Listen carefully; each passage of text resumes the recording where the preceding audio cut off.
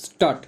Mr. Sudhis Dasgupta, learned senior advocate, appearing in support of this revisional application, argued that in spite of amendment of the Code of Civil Procedure by the Amending Act of 1999, the High Court is not denuded of its revisional power in respect of interlocutory orders, which are not subject to appeals. Full stop. Mr. Dasgupta argued that the expression any case which has been decided by any court subordinate to such high court includes part of a suit/proceeding, and there cannot be any restriction on the exercise of the power of revision by the High Court. Stop. Mr. Dasgupta argued that other proceeding includes interlocutory proceeding in the suit. Stop. The orders passed in various proceedings in suits or other proceedings include the interlocutory orders passed therein,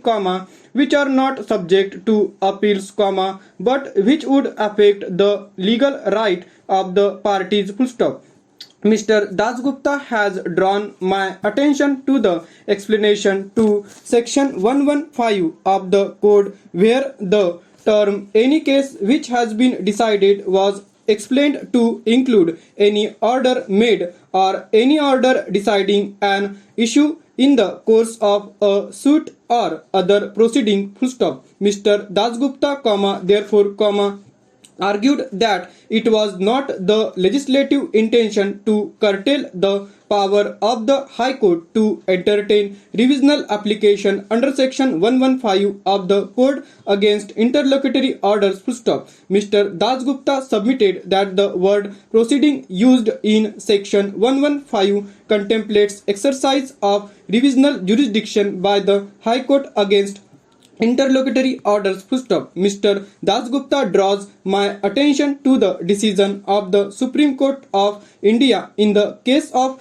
Badbu Lal versus Hazari Lal and others, reported in, and has drawn my attention to the observations of the apex court that the term proceeding was a very comprehensive term and generally meant a prescribed course of action for enforcing a legal right. Full stop. The apex court observed, further, that it was a general term giving widest freedom to a court of law so that it might do just to the parties in a case. Full stop. It marked a stage in litigation and was a step in the ladder in the journey of litigation, as there were various stages. Full stop. Mr. Dasgupta, also, referred to the decision in the case of Kantarao and others versus State of Andhra Pradesh and others, where the apex court held that the word proceeding would depend upon the scope of enactment, wherein the